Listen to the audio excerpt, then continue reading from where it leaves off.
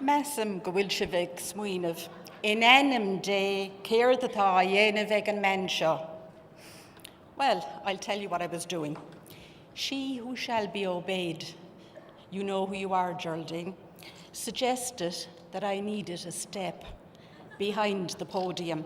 Now, that could well be suggesting that I am vertically challenged, but I decided it's just how you look at it. I've decided she really wanted to put me on a podium. On a podium, on a pedestal. A pedestal is right.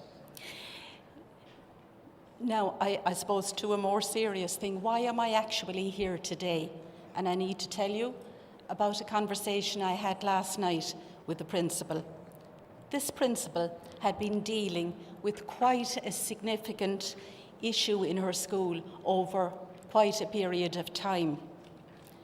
And during that period of time, her husband was diagnosed with cancer and within a very short period of time died.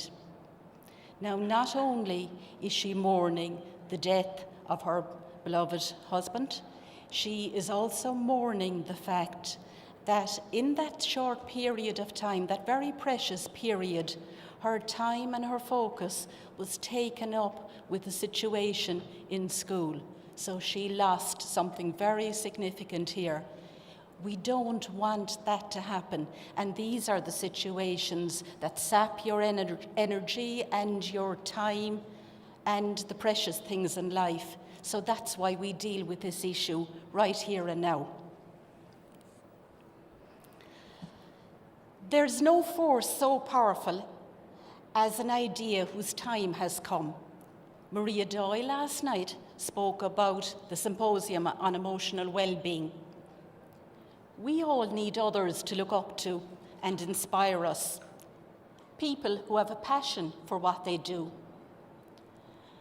The symposium on emotional well-being that Maria spoke about was the start of a journey. It was a response to the numerous surveys telling us that 20% of children now suffer severe anxiety. You have told us that you see more and more difficulties in the emotional well-being of the children. Maybe it's not always about trying to fix something that is broken. Maybe it's just about standing back and creating something better.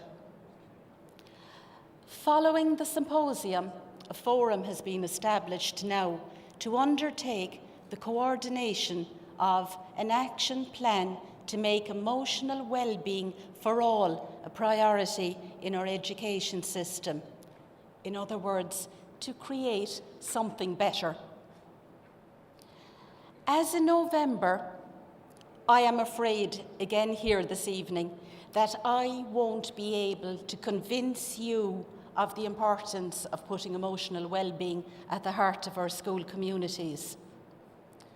W.B. Yeats said, "Do not wait until the iron is hot, but make it hot by striking." So I'm attempting to strike here now again. And bear with me, those of you who attended the symposium, as I deliver those key messages.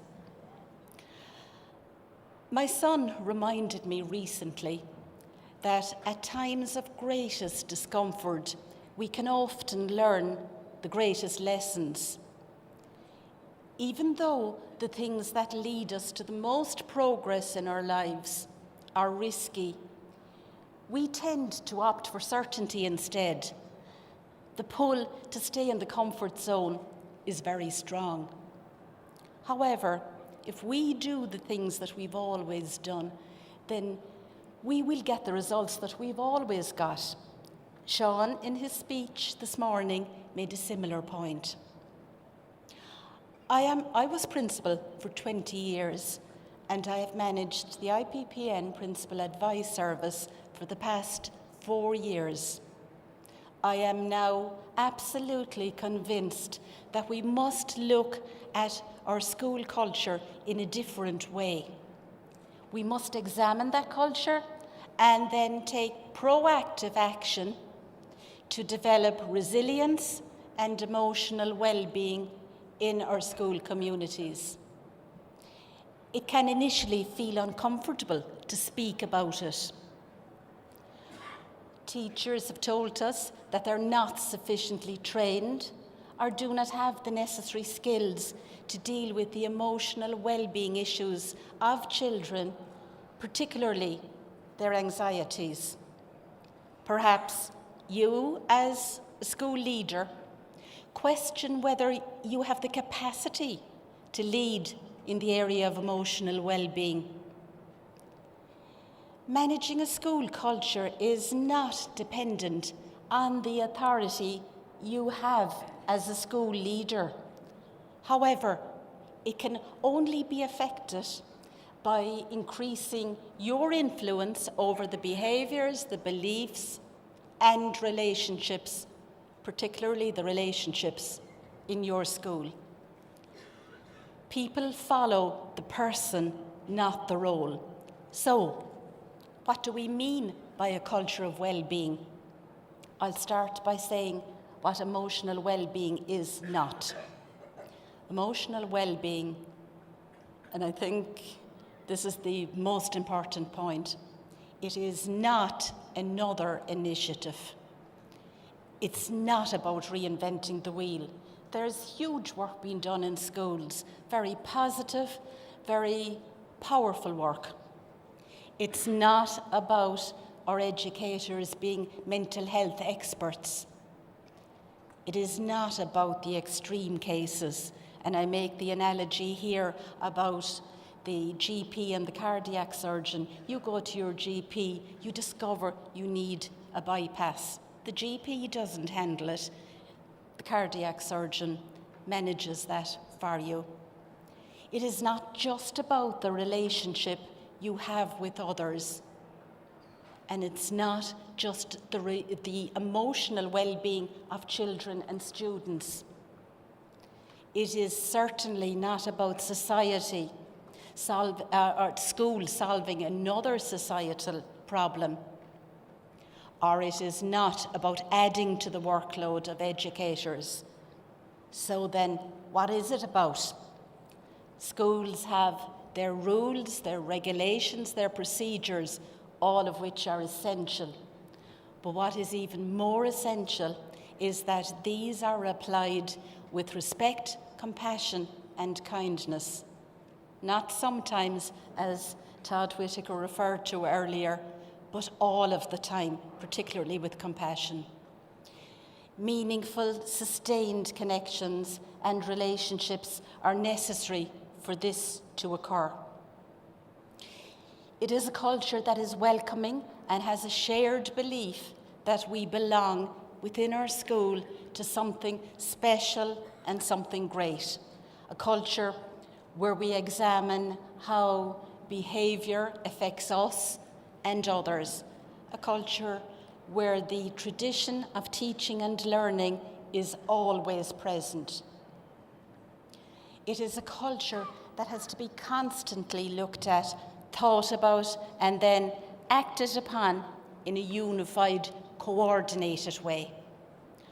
A culture where the relationship you have with yourself is acknowledged and supported by personal development, and a culture where the emotional well-being is embedded in everything the school does. Culture change requires a critical mass of determined individuals. What we believe in has a powerful impact on those around us, and it's also true that what we focus on and nurture grows. Indeed, the reason we address the topic here is because we in IPPN believe in the importance of emotional well-being in all of our schools. We tentatively began this journey of focusing on this particular area, the emotional well-being of children and staff, with no clear idea where we were going. No, nobody would have thought that because we looked very competent at the time. However, at every door on which we knocked, we received unequivocal support, interest, and a shared belief in the message. We do not have to, or indeed cannot wait for the solutions to be there before we engage in emotional well-being. Do not wait. The time will never be just right. Start where you are right now and work with whatever tools you have at your disposal, whatever your situation. And better tools, I promise you, will present themselves as you journey through. Any one of us who has struggled with our own emotional well-being has journeyed with a family member or friend through a dark place, watched a girl in 4th class eaten up by anxiety, a boy who self-harms, or the children emotionally affected by the economic circumstances of our lives, know that we cannot wait. We've seen the benefits of the literacy and numeracy strategy, the focus placed in it, the training provided, and the common approach taken by schools has brought about significant change in a few short years. Imagine what would happen if we placed a similar focus on well-being in all of our schools, where a national plan, widely available CPD for all teachers and principals, a common approach based on the guidelines that are already there. Imagine what could be achieved. Mark Twain once said, "Go out on a limb, that's where the fruit is." The fruit in life belongs to those who are willing to go out on that limb and harvest it. This quotation that I saw one time seemed to sum up for me where we are at this point in time. And I'd just like to let you know what that is now.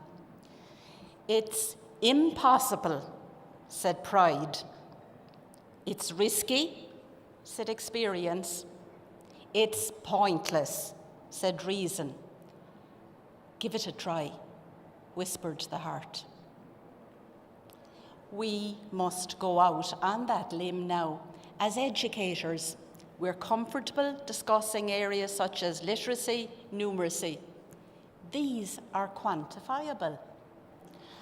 Emotional well-being is much less so. In communication, words only account for 7% of our message. So you must remember that most of the message comes from the core of your being as a person and from your own firmly held beliefs. To communicate from this place, you have to begin by knowing yourself, your emotions, your strengths, your beliefs, as well as your vulnerabilities and dark places. One of the best people I know in this life speaks very much from an area of his own vulnerability, and this is very powerful. Only in understanding yourself can you connect with others on a human level.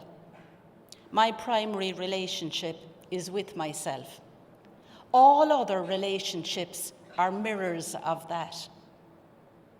I cannot emphasize enough that we simply cannot give to our children what we do not have ourselves. By this I mean that if we are not well in ourselves, we cannot hope to adequately support the well-being of others. I've spoken up to now about school community, and it may seem like a mammoth task. How do you eat an elephant? Or in this case, a mammoth. It's quite straightforward, bite by bite. You might be thinking, How do I start the conversation in my school? As you know, every school is engaged in the process of school self-evaluation and school improvement planning. What do you value as a school? If you value emotional well-being of all the people in your school, then why not prioritise this area of your school improvement plan? Bear in mind that there are superb guidelines and a resource pack available from NEPS on implementing well-being in schools. As a starting point, emotional well-being could well provide the linchpin, pardon the pun, in an area such as SPHE to encompass PE, art, music, drama, in fact, all areas of the curriculum. IPPN is committed to leading principals through this process and will provide CPD in this area for principals, just as PDST are doing for teachers. There's no doubt that training is crucial, but we must also consider, are we measuring what we value in our schools? Are we measuring well-being? Already this has begun in the whole school evaluation and management leadership and learning inspection models, and in the programme on well-being piloted by the Inspectorate. We welcome this and would support a greater emphasis being placed on this aspect of the school evaluation process. Students and the colleges of education also have an important part to play in this process.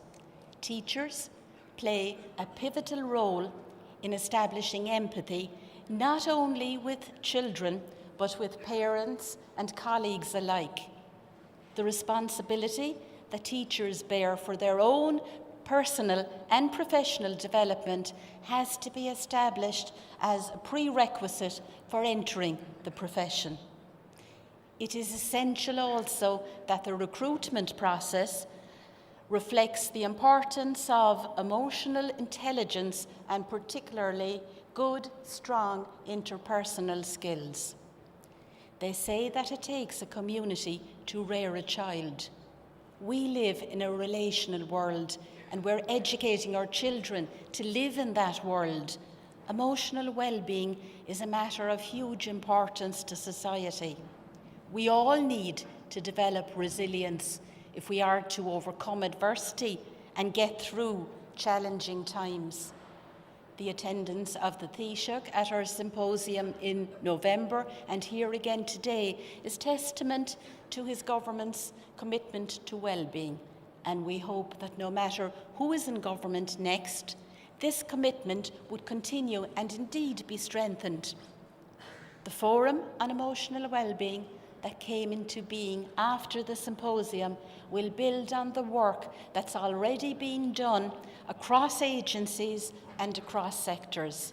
It will begin by mapping the services and identifying the support schools may need. I set out today hoping to convince you that you have the ability and you have the strength to take the first and subsequent steps to put emotional well-being at the heart of your school community. Shane Martin will address resilience, and when you hear what he has to say, I hope that you will be motivated to start the conversation with your staff, students, boards of management and parents. While it may be challenging, it's worth remembering a ship is safe in the harbour, but that's not what ships are made for. A colleague of mine reminded me lately of a forgotten poem I once loved and which seems appropriate and with which I'll finish now. Apollinaire said, "Come to the edge." It's too high. Come to the edge. We might fall. Come to the edge. And they came, and he pushed them, and they flew, and I hope you will fly from here on out. A card batha agus láinte cuamh go léir.